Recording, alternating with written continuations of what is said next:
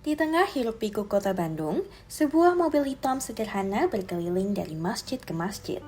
Ini bukan sekadar mobil, melainkan sebagai program berbagi makanan berbuka.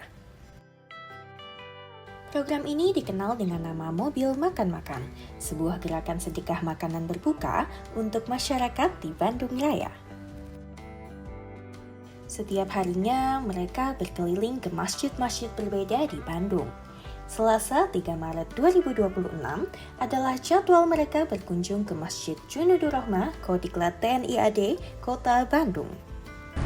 Halo penonton PR, hari ini saya sedang berada di Masjid Junudur Rahmah, Kodiklat TNI AD, Kota Bandung. Dan di belakang saya sudah hadir mobil makan-makan nih, yang hari ini akan berbagi di masjid ini. Kira-kira keseruannya seperti apa ya? Yuk kita intip bareng-bareng. Program ini berawal pada tanggal 1 Juni 2024 di Masjid Baitul Huda, Antapani, Kota Bandung yang dikenal dengan nama Program Masjid Makan-Makan. Tak lama kemudian, Ustadz Fadli selaku penggerak program mencoba menjalankan program baru, yakni Mobil Makan-Makan untuk menjangkau lebih banyak jamaah masjid di Bandung Raya. Mobil makan-makan itu berawal dari sebuah pergerakan masjid. Namanya adalah Masjid Makan-Makan. Sebuah pergerakan di mana masjid memberikan dampak manfaat solusi buat umat dengan menyediakan makan. Yang awalnya di 1 Juni 2024 jamaahnya mungkin 25, 30 orang. Sekarang alhamdulillah kebermanfaatannya sudah 400 jamaah setiap hari.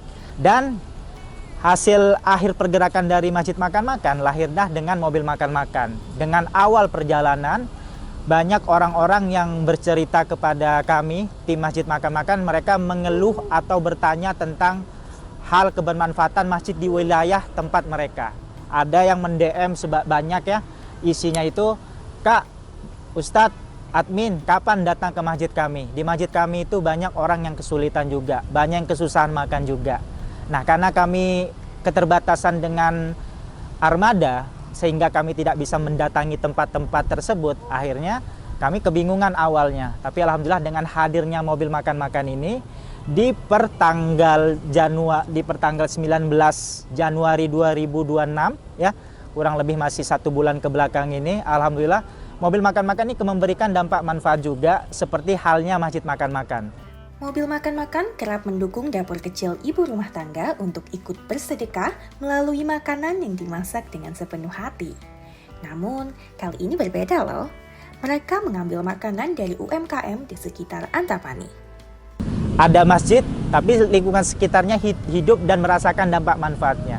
Makanya kalau kayak Masjid Makan-Makan dan Mobil Makan-Makan, makanannya dari mana? Kita memberdayakan UMKM kecil. Kita borong dagangan mereka untuk disajikan menjadi makanan.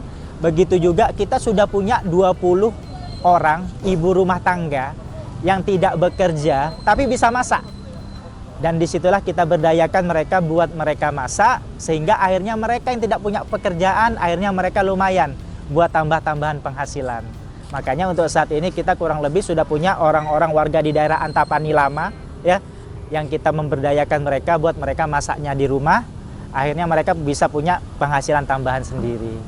Dalam sehari, mobil makan-makan dapat membagikan hingga 500 porsi makanan kepada jemaah masjid dan masyarakat sekitar. Porsinya disesuaikan dengan kebutuhan dan kapasitas masjid yang mereka kunjungi.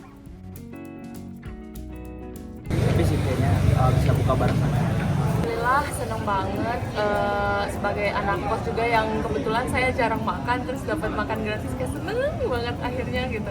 Senang sih, lagi buka puasa aja, sini kan jauh pulangnya, jadi mampir aja ke sini baru tahu. Lumayan untuk kita sebagai mahasiswa gitu, jadi dapat makan gratis.